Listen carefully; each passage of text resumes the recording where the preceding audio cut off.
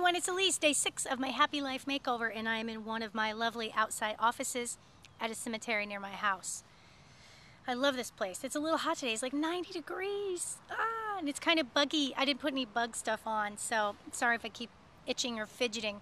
Today I want to talk about environments because some people have asked me, what do you mean by environments when you say you're cleaning up your environments? And I first learned about environments from Jack Canfield, but I really don't know who to give original credit to because a lot of people that I've read have talked about cleaning up environments. And environments would be, well, one environment is called, I think it's memetics, and that would be your paradigms, your views of the world, how you see things, your own personal concept of, your views, your perceptions. And then you have your body environments, you have self environments, you have spiritual environments, you have financial environments, you have community environments, you have nature environments, and I wasn't counting, so I'm probably forgetting one or two. Anyway, if you're reinventing yourself and you're doing some kind of program like I am, or you're embarking on some sort of makeover, it's a good idea to sort of assess all those environments and make a decision and write down exactly what is it you want to be different in your life, or clean up or change or fix, and then how are you going to go about doing it so that you have an exact plan. I think it's a good idea to, and I keep saying this, but I'll probably keep saying it, but I think it's a really good idea to have an accountability partner or a coach to keep you in line and on track, and I just feel like people are more successful when they do that. In fact, the most successful people that I've ever met, or I interviewed, or I've read books by, all seem to say that they've all had their own coach, or they continue to have a coach that inspires them and keeps them in line. So anyway, today I want to talk about body environments and some of the things that you could consider to be in your body environments. One of them is exercise. You could commit to doing aerobics, walking, jogging, being on the treadmill, playing tennis, doing any kind of sport, that requires your heart to move and oxygen to be pumping through your blood. You could engage in massage, and if massage is not in your budget right now, because I know it can be quite expensive, but boy, it's worth it if you really want to make that investment.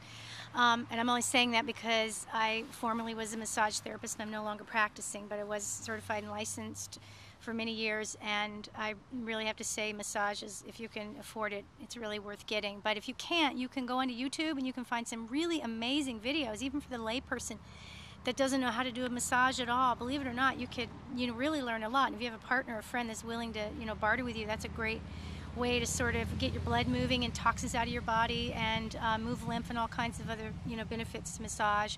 You can get chiropractic. You could take care of your own body, like ladies, we talked about polishing our nails. Sometimes we forget to take care of our nails, especially the nails on our feet, our toenails. And hair, if you want a different hairstyle, you haven't done something different and you're like, hey, I'm ready for a change, that's something to consider. Putting lotion on your skin and hydrating your skin, especially your heels, stuff like lanolin, and then put socks on your feet before you go to bed, and your hands, really good to do. And let's see, I have a list here. What else? Oh, dry brushing your skin, really good to exfoliate. A lot of people do it in the shower, but I like to do it before I get in the shower. Sometimes I stand in the shower and I have a brush that I got, and it's a bristle brush, and I dry brush my skin and keep that exfoliated. I like to do mental rehearsal. I like to imagine all my cells sort of uniting and cleansing and doing their jobs, and me feeding my body really well. So I try to eat primarily raw, a lot more foods with a lot of enzymes, and I feel better when I do that. Water. Most people don't drink enough water, and when they get dehydrated, they get things like headaches, or they feel fatigue, and sometimes it even triggers hunger. People think they're hungry when they're really thirsty. So, rule of thumb, I guess, for even a person at my weight, is really to drink at least 8 glasses of water a day. And if you're like, well, I don't know how much I'm drinking, buy some kind of container that you know how much water is in there, and make it only yours. Whether you put it in the fridge or you leave it out, and label it. In fact, you can label it with love and gratitude. If you saw a prior post of mine and you know the work of Dr. Masaru Emoto, did I say his name right? I think so.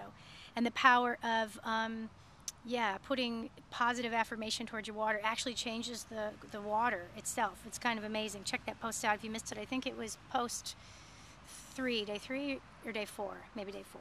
All right, so somatic respiratory breathing. I'm doing this with Kathy Gilman, who's one of my Facebook friends. If you look her up in my friends, you can find her. She is amazing. She would be happy to to work with you, and that work, I can't even tell you how, I don't know, what's the word I'm looking for, transforming it's been. Breath is key. Breath is everything. Sleep, better sleep. Most people don't get enough, and even if they get 8 hours a night, you don't want to go to bed at 3 in the morning and get up at like 10 or 11 the next day. The body really is kind of connected with nature in such a way that we have these like biorhythms, and they're like, hey, you might be getting enough sleep, but you're not going to sleep at the right time. That's why people in third shift tend to have more health problems. I mean, that we've known that for a really long time. So anyway, think about that, committing to sleep. Deep breathing, also besides somatic breathing, scents, aromatherapy, vitamins, what else? Weights, did I talk about that? Yeah. So anyway, you get the idea. You want to think about committing to things and take out your calendar, figure out exactly how many days a week you're going to do aerobics, or how many days a week you're going to do massage, or, you know, whatever you choose, and then actually put them in your calendar, because if you don't, they're probably not going to happen. And if you're not committed, you know, to someone, also there's a chance that you might start and you got great momentum, but all of a sudden you burn out, you fizzle out, and then you feel bad, and then, you know, it's weeks before you, or months before you get started again. So that being said, if you have any ideas or anything I haven't thought of for body environments, feel free to post and give me some examples, or let me know if you are reinventing yourself, how it's going. Have a great day, and I'll see you tomorrow. Bye.